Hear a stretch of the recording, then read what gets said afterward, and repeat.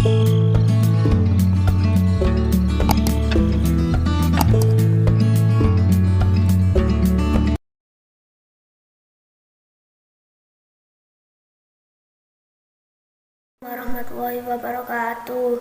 Sekolahku wiwit esuk tekan awan. Ngangsu kawruh golek ilmu. Pak Guru ngulawentah kanthi sabar. Mulang lan didik para siswa kanthi gemi. Sekolahku panggonane nomor 2. Sakwise omahku, sekolahku dididik miring guru supaya dadi bocah kang mituhu. Wassalamualaikum warahmatullahi wabarakatuh.